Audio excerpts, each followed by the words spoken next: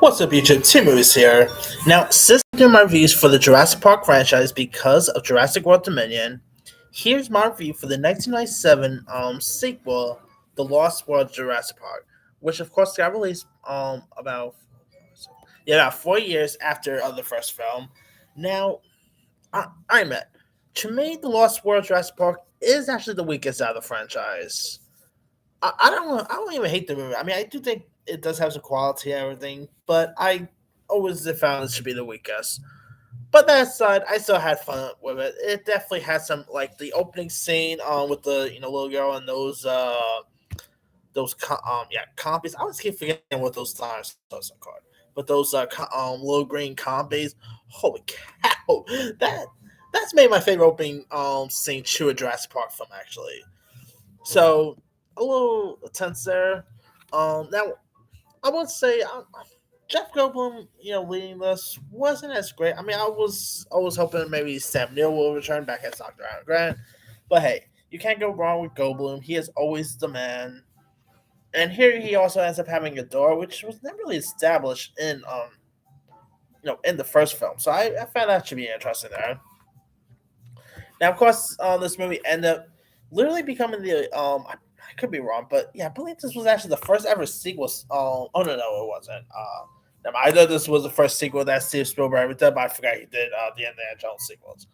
My bad. I always keep forgetting he did some of the sequels. But this, of course, he was not really wanting to come back, but he decided to come back anyway. And I'm glad he did because Steven Spielberg did such a great job with the first film. So seeing him return to a new Jurassic Park film was a train. Now, if you guys don't know much about the story about this one, you have Richard Attenborough once again playing John Hammond,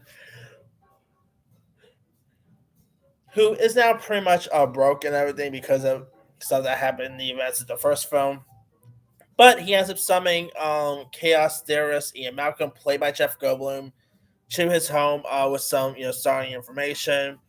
And while nearly everything at his Jurassic Park has been destroyed, his engineers happen to have like a second site where other dinosaurs were kept in hiding. And of course, it also seems that the dinosaurs on the second island are alive and very well and are breeding. So Hammond wants Malcolm to observe and document the reptiles before Hammond's financials gets to him and he loses more stuff than you think. And this movie is pretty fun. It does have an interesting cast. Like you actually got Vince Vaughn popping up in this.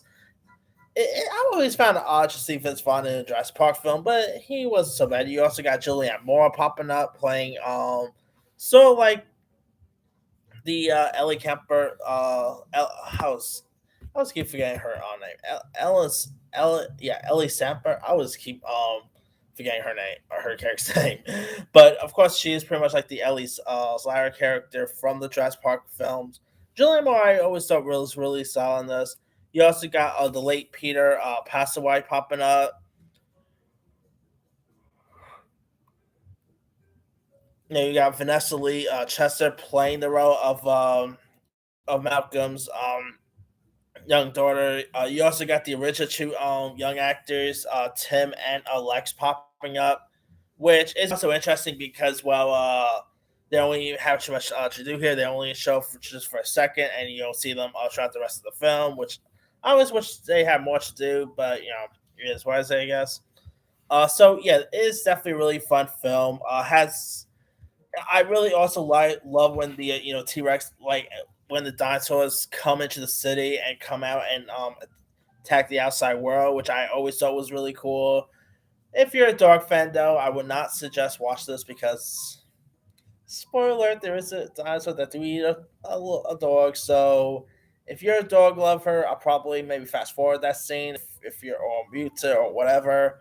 Uh, so yeah, I mean, a T Rex eating a goat is one thing, but yeah, a T Rex eating a dog that's a whole different story right there.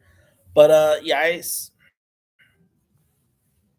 also has some cool action effects. Some effects in this is great. I mean the effects in these movies really get even better and better each time. And I thought Lost World definitely had some cool effects here.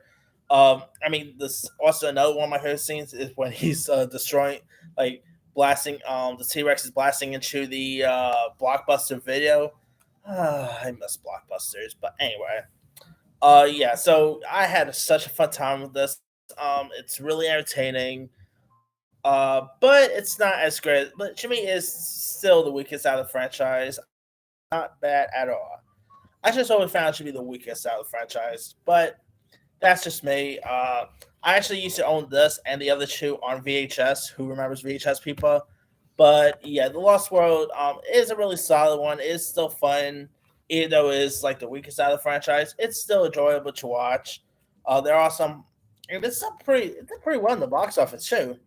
It made, let me see how much this thing made. It made about 229.1 million. Not as much as the first film, but it still made some really decent amount of dough. And of course, we will later go on to get Jurassic World Park 3, which I will talk here a bit.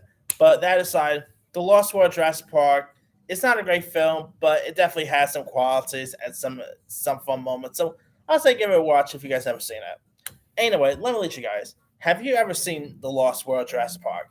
If so, what's up? Were you a fan? Were you not a fan of it? Favorite scenes, favorite moments? Drop comments below. Don't forget to like, subscribe, hit that bell for notification. This is Simon Sayang.